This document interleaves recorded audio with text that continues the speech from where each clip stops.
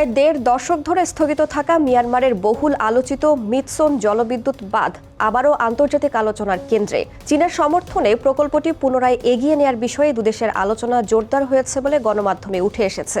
প্রায় ৮ বছরের মধ্যে বাঁধের কাজ শেষ করতে চায় মিয়ানমারের নতুন সরকার। খবরটি চাউর হওয়ায় প্রশ্ন উঠছে যে প্রকল্প একসময় হাজার হাজার মানুষের আন্দোলনের মুখে বন্ধ হয়ে গিয়েছিল, সেটি আবারও কেন সামনে আসছে? চীনের এত আগ্রহের কারণ কি? প্রকল্প সফল হলে এর প্রভাব কি শুধু মিয়ানমারের মধ্যেই সীমাবদ্ধ থাকবে, নাকি পুরো অঞ্চলের ভূ রাজনীতিতে নতুন সমীকরণ তৈরি করবে? চলুন জেনে নেওয়া যাক। সঙ্গে আছি আমি রাইসা জান্নাত।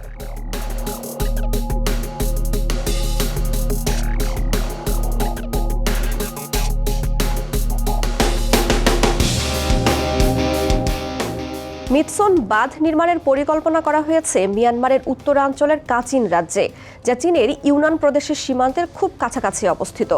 ভৌগোলিকভাবে এই স্থানটি অত্যন্ত গুরুত্বপূর্ণ, কারণ এখানেই মালি এবং এনমাই নদীর মিলনে সৃষ্টি হয়েছে ইরাবতী নদী। ইরাবতীকে মিয়ানমারের লাইফ লাইন বলা হয়। প্রায় 2170 কিলোমিটার দীর্ঘ এই নদী আন্দামান সাগরে গিয়ে মিশেছে। দেশের কৃষি, মৎস্য, নৌ পরিবহন এবং কোটি মানুষের জীবিকা এই নদীর উপর নির্ভরশীল।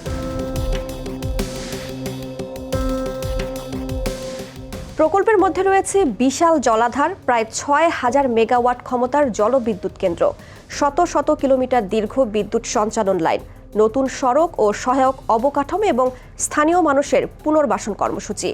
রয়টার্সের তথ্য অনুযায়ী ২০০৯ সালে প্রকল্পটির সম্ভাব্য ব্যয় ধরা হয়েছিল $৩৬০ কোটি। তবে বর্তমানে নির্মাণ কাজ পুনরায় শুরু করতে ব্যয় বেড়ে প্রায় $১,১৫০ কোটি পৌঁছাতে পারে, যা আগের হিসাবের ৩ গুণেরও বেশি।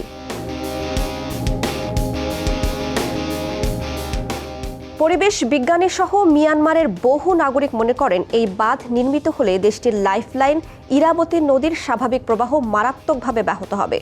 নদীর অববাহিকায় পলি পড়া কমে যাবে, যা মিয়ানমারের প্রধান চাল উৎপাদনকারী অঞ্চলের উর্বরতা ধ্বংস করবে।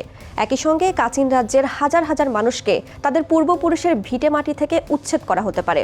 বাঁধটি সাগাইং ফল্ট নামে পরিচিত মিয়ানমারের অন্যতম সক্রিয় ভূমিকম্প প্রবণ অঞ্চলের কাছাকাছি নির্মাণের পরিকল্পনা করা হয়েছে। তাই অনেক ভূতত্ত্ববিদ ও প্রকৌশলী মনে করেন, এত বড় একটি জলাধার এই এলাকায় নির্মিত হলে ভূমিকম্পের ঝুঁকি গুরুত্বের সঙ্গে বিবেচনা করা উচিত। অস্ট্রেলিয়ার নিউ সাউথ ওয়েলস বিশ্ববিদ্যালয়ের ভূতাত্ত্বিক প্রকৌশলী চিত কোকোর মতে, প্রকল্পটি পুনরায় চালুর আগে একটি স্বাধীন বিশেষজ্ঞ দলের মাধ্যমে এর ঝুঁকি ও সম্ভাব্য সুফল নতুন করে মূল্যায়ন করা জরুরি।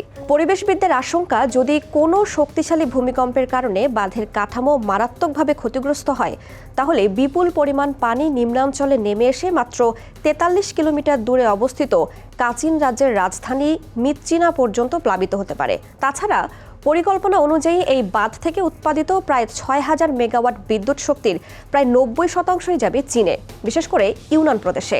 মিয়ানমার পাবে মাত্র 10%। অথচ পরিবেশের শতভাগ ক্ষতি সইতে হবে মিয়ানমারের সাধারণ মানুষকে। আর এই চরম বৈষম্যের কারণেই ২০১১ সালে তৎকালীন প্রেসিডেন্ট থেইন সেইন প্রকল্পটি স্থগিত করতে বাধ্য হন। চীনের ইউনান প্রদেশ দ্রুত শিল্পায়নের দিকে যাচ্ছে, যার জন্য বিপুল বিদ্যুতের প্রয়োজন। মিৎসন বাঁধ বেইজিংয়ের সেই সস্তা বিদ্যুতের চাহিদা মেটাবে। বিদ্যুৎ উৎপাদনের ক্ষমতার দিক থেকে মিৎসন বাঁধ দক্ষিণ পূর্ব এশিয়ার অন্যতম বড় জলবিদ্যুৎ প্রকল্প হিসেবে জায়গা করে নেবে। মিয়ানমারে রয়েছে বিপুল জলবিদ্যুৎ সম্ভাবনা। বিভিন্ন গবেষণা অনুযায়ী দেশটির নদীগুলো থেকে যে পরিমাণ জলবিদ্যুৎ উৎপাদন করা সম্ভব, তা বর্তমানে গ্যাস, কয়লা ও অন্যান্য উৎস মিলিয়ে মোট বিদ্যুৎ উৎপাদন ক্ষমতার অন্তত 10 গুণ বেশি। এই কারণে সরকার ও বিদেশি বিনিয়োগকারীরা দীর্ঘদিন ধরে বড় বড় জলবিদ্যুৎ প্রকল্প বাস্তবায়নে আগ্রহী। দ্বিতীয়ত, মালাক্কা সংকট এড়ানো। চীনের সিংহভাগ জ্বালানি আমদানি হয় মালাক্কা প্রণালী হয়ে। যুদ্ধকালীন পরিস্থিতিতে যুক্তরাষ্ট্র বা তার মিত্রদের দ্বারা এই পথ ব্লক করে দেওয়ার শঙ্কা থেকে যায়। এই ঝুঁকি এড়াতে চীন তৈরি করছে চীন মিয়ানমার অর্থনৈতিক করিডোর বা CMEC। মিয়ানমারের কিয়কপিউ গভীর সমুদ্র বন্দর থেকে সরাসরি পাইপলাইন ও মহাসড়ক চলে গেছে চীনে। মিৎসন বাঁধের নিয়ন্ত্রণ এই করিডোরের সুরক্ষায় বেইজিংয়ের জন্য অত্যন্ত জরুরি।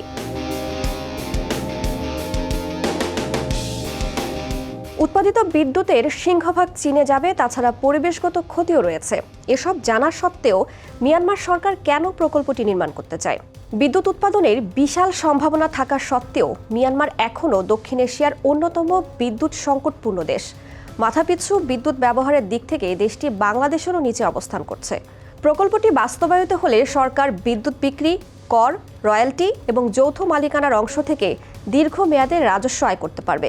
যদি উৎপাদিত বিদ্যুতের একটি অংশ দেশীয় গ্রিডে যুক্ত করা যায়, তাহলে শিল্প, ব্যবসা এবং সাধারণ মানুষের বিদ্যুৎ সরবরাহ উল্লেখযোগ্যভাবে উন্নত হতে পারে। এমনকি মিয়ানমার সরকারের দাবি, প্রকল্পটি চালু হলে দেশের মোট বিদ্যুৎ চাহিদার বড় একটি অংশ পূরণ করা সম্ভব হবে। তবে এই সুবিধা নির্ভর করবে শেষ পর্যন্ত নতুন চুক্তিতে মিয়ানমার কতটা বিদ্যুৎ নিজেদের জন্য রাখতে পারে তার উপর। এত বড় একটি প্রকল্প বাস্তবায়নের ফলে নতুন সড়ক, সেতু, বিদ্যুৎ সঞ্চালন লাইন এবং অন্যান্য অবকাঠামো গড়ে উঠতে পারে। কিছু কর্মসংস্থানও সৃষ্টি হবে, যেমনটি আমরা দেখেছি বাংলাদেশের ঈশ্বরদীতে রূপপুর পারমাণবিক বিদ্যুৎ কেন্দ্রের ক্ষেত্রে। 2021 সালের সামরিক অভ্যুত্থানের পর মিয়ানমার দীর্ঘ রাজনৈতিক সংকট ও গৃহযুদ্ধের মধ্যে রয়েছে। পশ্চিমা বিশ্বের বহু দেশ সামরিক সরকারের ওপর নিষেধাজ্ঞা আরোপ করেছে। এই পরিস্থিতিতে চীনই মিয়ানমারের সবচেয়ে বড় অর্থনৈতিক ও কূটনৈতিক অংশীদার।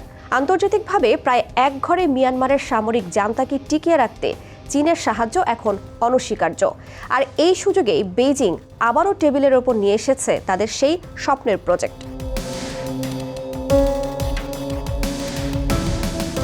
বাংলাদেশ এবং মিয়ানমারের নদী ব্যবস্থা সম্পূর্ণ আলাদা। ইরাবতী নদী মিয়ানমারের ভেতর দিয়ে আন্দামান সাগরে পতিত হয়েছে।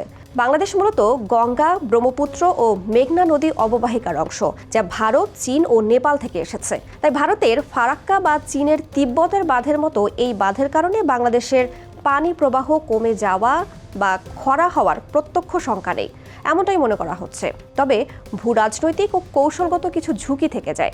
মিয়ানমারে চীনের এই একচ্ছত্র প্রভাব জান্তা সরকারকে আন্তর্জাতিক চাপ থেকে সুরক্ষা দেয়। এর জেরে রোহিঙ্গা সংকটের স্থায়ী সমাধান বা তাদের নিরাপদ প্রত্যাবাসনের বিষয়টি আরও দীর্ঘায়িত ও জটিল হয়ে পড়তে পারে।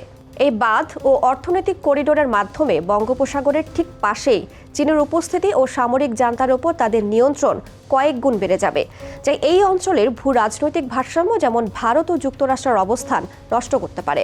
বাংলাদেশকেও তখন এই বড় শক্তিগুলোর টানাপোড়েনের মধ্যে পড়তে হতে পারে।